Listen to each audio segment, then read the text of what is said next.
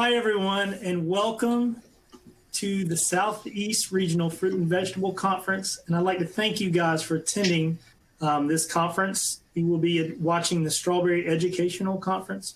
My name is Zach Snipes. I'm a cooperative extension agent for Clemson University, and I'll be serving as the moderator for this presentation.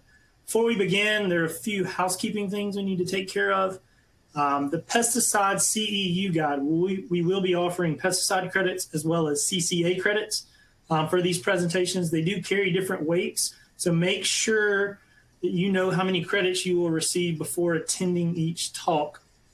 You can find this in the Event Resources tab, and we'll have all your presentations there. So make sure you check that guide for a list of approved presentations as well as the participating states and the number of credits you will receive. Do note that pesticide credits are only available to registered attendees, so only the person that registered for the conference can receive those credits. The credits are only available during the live event. You are allowed to watch at a later time with on-demand viewing. However, you will not be granted pesticide credits if you watch at a later time. So only during the live event can you receive credits. There are a couple things you have to do in order to receive credits. It's kind of like signing into school. If you can remember back in those days, you have to sign in and sign out. This is an accountability thing to make sure you were there at least at the beginning of the presentation and the end of the presentation. So what you'll want to do is you will go to the audience chat box, and in the chat box you will put your first and your last name and then the state in which you are requesting pesticide credits at the beginning of the presentation. At the end of the presentation, you will be required to sign out. Sign out, you just do the same thing. You write your first, your last name, and the state. So you have to do that again at the beginning and the end of every presentation that you watch to receive credit. So every presentation. Now, the third step, you only have to do one time for the entire conference. You have to complete the pesticide CEU registration. That web link is found on the front cover of the guide.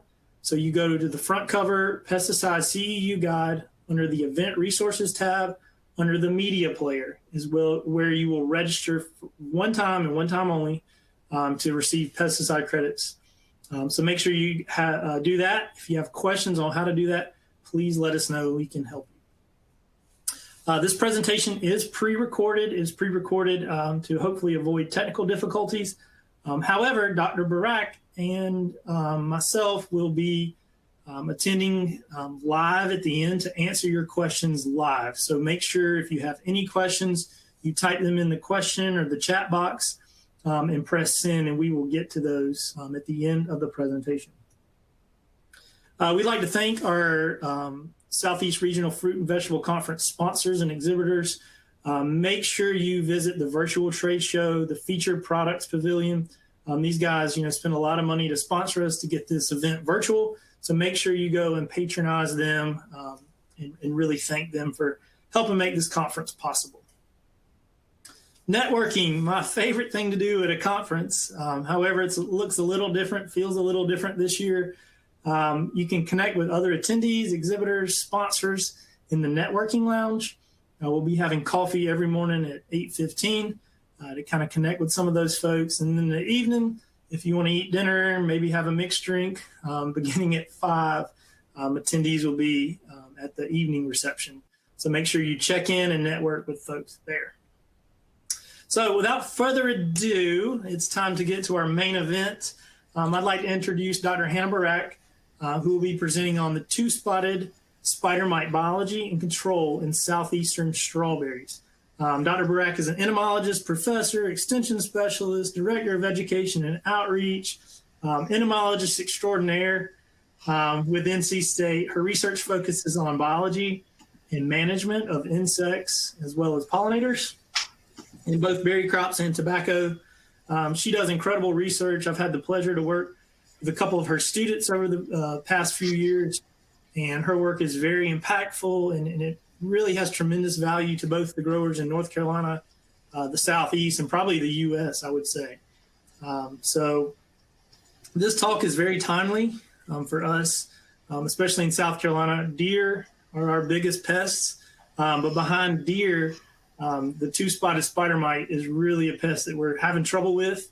I think personally, spider mites are not that they're invisible, but they're really hard to see. And so I think a lot of times they get overlooked until we have a really bad outbreak and a bad problem. So even some of our best growers still don't quite have the best handle, or maybe could tighten up our management programs. And so Dr. Burrack is going to give us some tips, some biology, some things to think about as we manage the two-spotted spider mite, and hopefully make me a better extension agent and help you guys become better producers. So without further ado, Dr. Burrack, take it away. All right. Thank you so much, Zach. And thank you all for the opportunity to join you, albeit virtually this year. And as Zach said, I'm really going to be focusing on a combination of current updates on mite management, as well as some refreshers on spider mite biology. And I'm going to start off with just some basics on spider mite control. In order to get the best control of two-spotted spider mites in strawberries, we really advise growers to start scouting early. And this is early in the springtime when your daytime temperatures start to exceed 50 degrees Fahrenheit, because that is when those spider mites are going to become active. You will have populations that could potentially be present over the winter period, but they're not going to be doing quite as much in the winter. We'll touch on that in a couple slides. When you're scouting, you want to observe how many mites are present in your planting. And treatment is recommended when populations are greater than 5 mites per leaflet, so one of those leaflets from a trifoliate, pre-fruiting. Our thresholds can be a little bit more generous once fruiting starts, and I'll show you a little bit more data on that later as well. Another good basic management practice to keep in mind for spider mites is to avoid the use of pyrethroid insecticides when you have spider mites present. We know these insecticides can flare spider mites and cause unintended consequences. And if you happen to be using biological control, and in most cases that's going to mean predatory mites, you don't want to use other organically acceptable miticides following your predatory mite releases, because those things that include oils or soap ingredients can kill your predators just as effectively as they will kill your pest mites. We'll revisit these basics at the end just to make sure we're all on the same page. And as I said at the beginning, I'm going to be focusing on a combination of some biology information to refresh our memories as to what these guys do in our fields, and also some management updates. So to start off with the biology, I'm going to start off in the winter because that's the time of year we're in, and talk about the overwintering biology of spider mites and the significance that overwintering has for spring management. And so what I'm showing you here is just the life cycle of two-spotted spider mites. On the top left, you have a female spider mite. On the top right, you have a male spider mite. They are smaller than females. They're also pointed on the rear end. And in both of those images, you can see the perfect round eggs that the female will lay. Those eggs hatch as you move the arrow to the right into larvae, which are 6-legged. They're about the same size as an egg when they come out. And then they will mature into 8-legged nymphs, which will go through 2 developmental stages. They'll go through a proto-nymph stage and then a deutonymph stage. So there's 3 steps in between a adult spider mite and the next generation. And those nymphs also undergo what you can see on the far left here, which is this kind of resting stage where they're in their last nymphal skin before they shed and emerge as an adult. This one happens to be a female, and this is a male guarding her before she emerges. So we're looking at your leaf with a hand lens. You're going to see a combination of these different generations present. Typically, what you will see is female spider mites being the largest, their eggs around them, a combination of larvae and nymphs, and then you're also going to see these non-mobile stages that have this kind of pearly exoskeleton on the outside before they emerge as fully reproductively mature adults. So that's our life cycle that we're talking about. Spider mites go through this life cycle under the best conditions, which is about 86 degrees Fahrenheit, in as little as a week. They will take longer to complete that generation time the cooler the weather is. When we move into the winter, females enter what we call a reproductive diapause, which means they stop laying eggs. Diapause is just the entomology word for hibernation. And this happens when day length becomes short. However, in the southeastern US in particular, entire population rarely enters diapause, which means we have a mix of reproductively active and reproductively inactive mites present. And that means that during the winter, population growth may be slowed down, but doesn't necessarily stop. And if you've gone into the winter with a large population of spider mites present, that damage can actually continue. So whether the population enters diapause and how much of the population goes into diapause depends on diet, what they're eating, temperature, presence of predators, and where you are in the country, as well as altitude-wise. So there's a whole bunch of complicated things that go into this effect. And we were really interested trying to tease out what in the winter in North Carolina, because I often get questions from growers about whether or not they need to be worried about the winter. And this is just some really basic biology information that I think is handy to keep in mind when we're thinking about what's going on with these guys in the winter. This is a really old study. It's all the way back to 1977. But what it's illustrating here is in the middle column, the percent of a population that becomes reproductive or is in diapause at different light regimes and temperature regimes. So you've got temperature in the parentheses and light outside the parentheses. So that top line is equal day length at a very pleasant temperature of 25 degrees Celsius, which is somewhere around 80 degrees Fahrenheit. Then you've got 15 degrees Celsius, which is somewhere around 55 degrees Fahrenheit and equal. So with equal day length, cooler temperatures, they all go into diapause. With equal day length and cool nighttime temperatures, they also go into diapause. Cool daytime temperatures, they don't. When you have moderate temperatures, so 20 degrees Celsius to 68 degrees Fahrenheit, you'll also go into diapause. If you're dark, it doesn't matter what the temperature is. So temperature and light interact with each other to determine who's going into diapause. This wasn't really helpful when we thought about what was happening in the field, so we went ahead and looked at what our populations were actually doing. And what I'm showing you here is 2 years worth of data from the Piedmont Research Station that we collected. This is in southwestern North Carolina.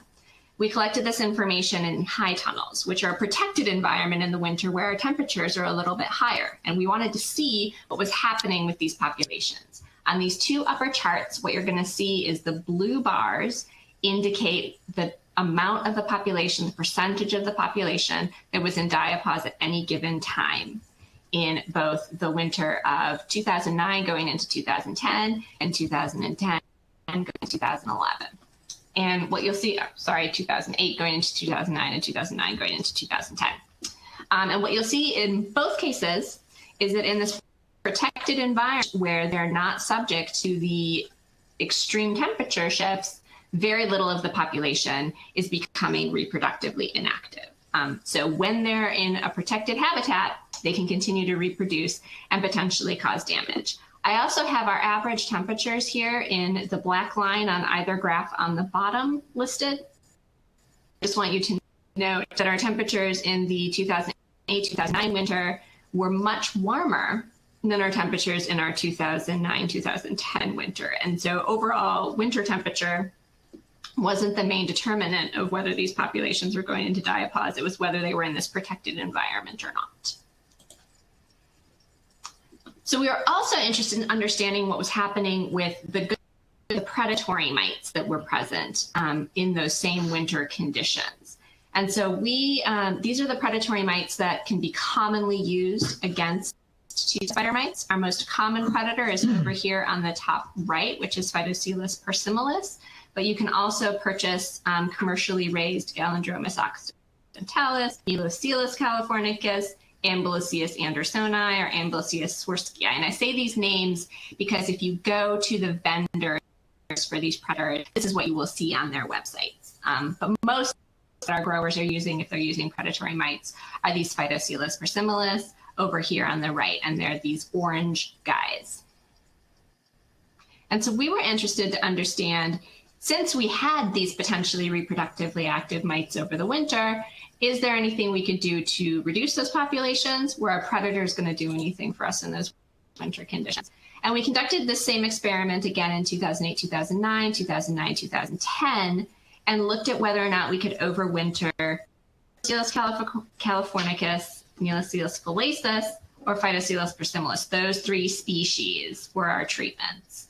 And we had 3 different predatory mite releases. We had an untreated control where we did not release mites. And then we also had between all of our plots on either side, front, back, left, right, treated buffers that we treated with miticide on a weekly basis to try to minimize the movement of those predators between those plots. And that seemed to be relatively successful. We didn't pick up a whole lot of predatory mites in those treated buffers. In 2009, 2010, we didn't get a whole lot of those mites in our untreated control either. Sorry, 2008, 2009. We didn't pick up a whole lot of those guys in our untreated control either. But in our 2009, 2010 season, we actually had a collapse of our high tunnel, which resulted in everything getting compressed down onto our row covers, and our mites potentially being moved around in those row covers in ways we couldn't control. So we weren't as good as isolating those predatory mite populations in that year. But it's noteworthy that even when we isolate those populations, we picked up a little bit of those guys all winter long. And we picked up more of them when they were moving around between our plots in that following year. So the predators are also there, and they're potentially reproducing as well. What did that mean in terms of spider mite populations in the springtime when they became active? And so these are mite days. Mite days is just a way of measuring the duration and intensity of a mite infestation. We multiply the number of mites we observe by the days between observations, and then we add that number together. So a big number of mite days means you had a longer, more intense infestation. And when we were able to successfully isolate those plots in our 2008-2009 year, we saw, unsurprisingly, low mite days in our treated buffer. That's what we would expect. But we also saw numerically lower mite days in our persimilis and our Miticides californicus plots. They weren't significantly different from our untreated control, but that was interesting to us. When we weren't able to isolate those plots and we had spread of those mites all over the place, we didn't see the same degree of difference. We also have other natural enemies that are present and potentially helpful for spider mite control. These include larvae of predatory beetles, the Speltia species. These are all beneficial insects that can be commercially purchased from a number of different insectaries. Six-spotted thrips are also predators of spider mites. Minute pirate bugs can feed on spider mites, as well as the spider mite destroyer beetle. So there's a range of different predatory insects in addition to predatory mites that could potentially cause some additional benefit to your populations. We also have a biological fungal pathogen that's present in the southeastern U.S. So Neozygites floridania is the species name of this fungal pathogen. And this is one of the reasons that we have less problems with two-spotted spider mites in strawberries in wet years. We have other issues in strawberries when we have wet, rainy conditions during our production. That's not a great environment for our pathogen issues. However, it's also it's a helpful environment for fungal pathogen that attacks spider mites. So in those wet, rainy conditions, you'll often see that you don't have spider mite populations present. And a lot of that is because we have this pathogenic fungus that comes in and attacks the mites themselves. And so it's favored by those same environmental conditions that favor your pathogenic fungi. And we can also do things when we're trying to manage fungal pathogens of our plants that can impact this good spider mite killing pathogen. So it can be killed by things like mancozeb, glyphosate, Captan, strobilurin fungicides as well. So if you have a really aggressive management program, that can have some unintended negative consequences on your spider mite pathogens as well. So just revisiting some of these spider mite control basics. So you want to start scouting early again, because 50 degrees Fahrenheit is when our spider mites start becoming active. You want to treat when those populations exceed our recommended threshold before fruiting occurs, and you want to avoid pyrethroid insecticides. This is why we want to avoid our pyrethroid insecticides. So most of you who've been to a talk of mine have seen a figure like this in the past. I'd like to bring this out when I talk about spider mites because we often hear about spider mite outbreaks following the use of pyrethroid insecticides. And the pyrethroids in strawberries that are most commonly used are either danitol, fenpropyrin, or Brigade bifenthrin, and there's other generic versions of bifenthrin as well.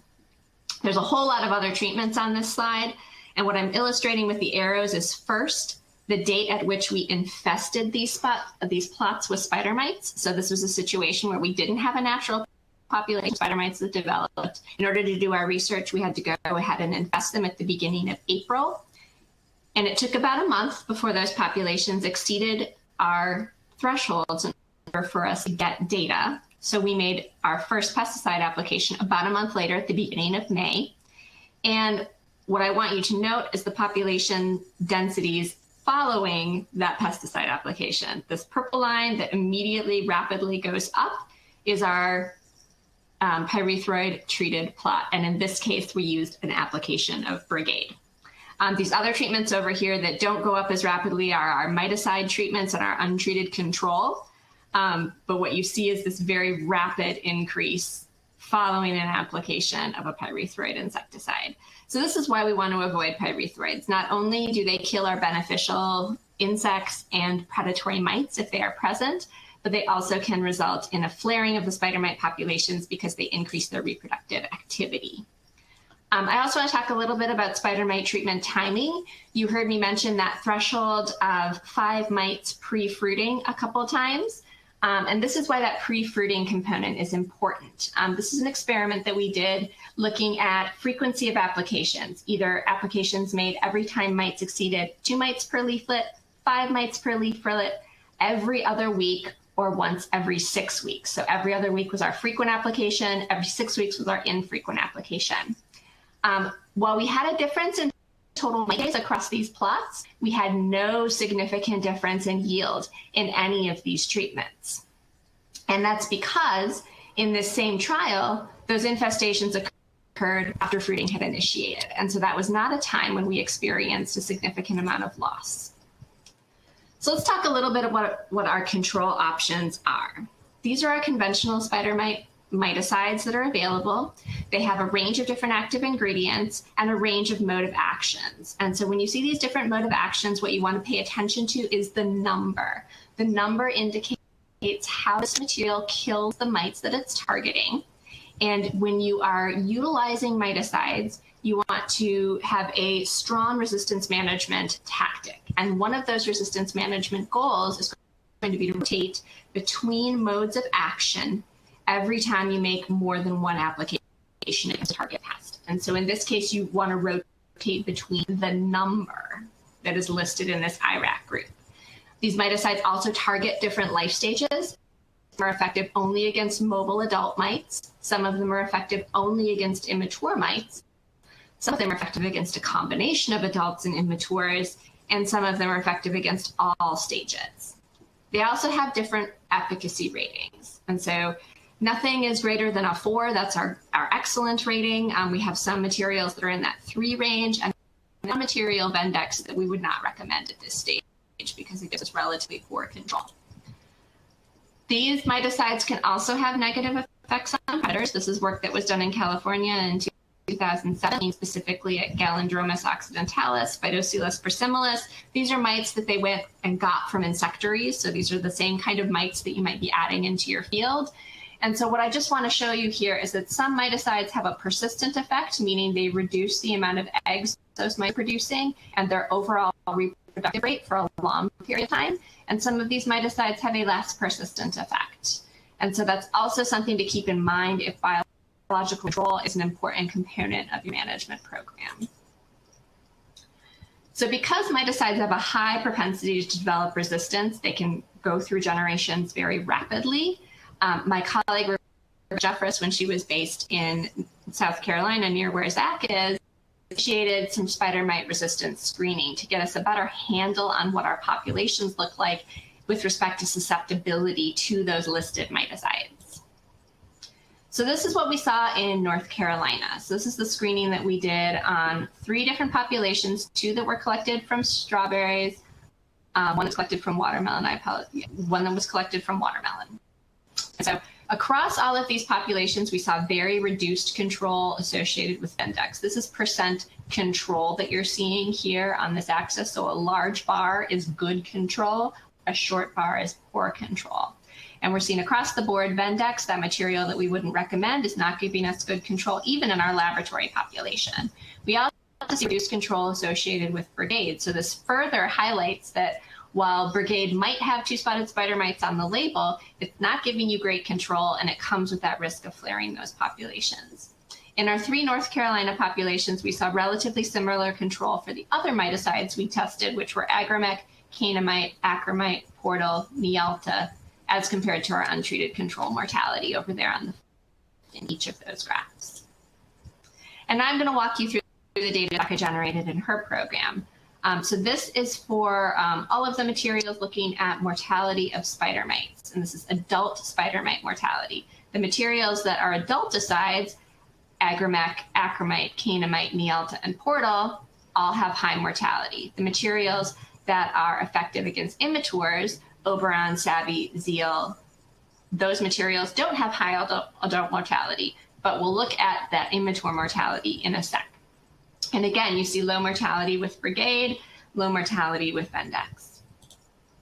And those are your adulticides, and those are your immature active materials. So this is the degree of egg hatch. So this is where we would expect our immature active materials to be highly effective. And just as we would expect, the things that are effective against adults have variable efficacy on reducing egg hatch, but our immature effective materials of Oberon, Savvy, and Zeal significantly reduce egg hatch compared to those materials. And so this was done by Rebecca's student, Paul. He's in the process of getting all of this written up and published, and it was supported by the Southern Region Small Fruit Consortium, as well as the North American Strawberry Growers Association. All right, so last, I really just want to come back to these basics. Again, you want to scout early, because we can't guarantee that our spider mite populations are just doing nothing all winter long. That's going to depend on our environmental conditions and what kind of population you start off with going into the winter. You want to treat when your populations are greater than 5 mites per leaflet during that pre-fruiting period. Once that plant starts actively fruiting, though, they're more tolerant to spider mite populations. And if you have had good success in managing your populations prior to the initiation of harvest, oftentimes you will not need miticide applications during the harvest period. It's where we have let that undetected population slip through the cracks in the pre-fruiting period that then we go out with an insecticide application targeting something else, flare it, and result in a population that then requires miticide intervention.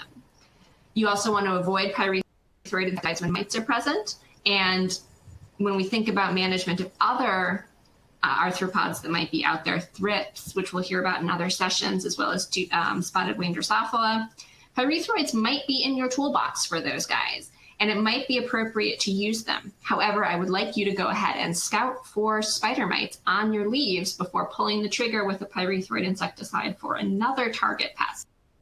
If they're there, we've had good success in tank mixing a number of those miticides with that pyrethroid insecticide and not having their spider mites following that application. And then finally, if you're trying to optimize your biological control or use commercially purchased biocontrol agents, you want to use an integrated approach. You don't want to use some of the acceptable miticides following a predatory mite release. It's going to kill them. You also want to think about the conventional mites that you're choosing and choose ones that are going to be less toxic and have less residual activity against your predator mites. And we can talk more detail about that in the questions, or you can follow up with me on email. This is my last slide with my contact information, my webpage where I post a lot of information, as well as where you can reach me on social media. So again, I appreciate your time and attention and look forward to answering any questions you have. Thank you.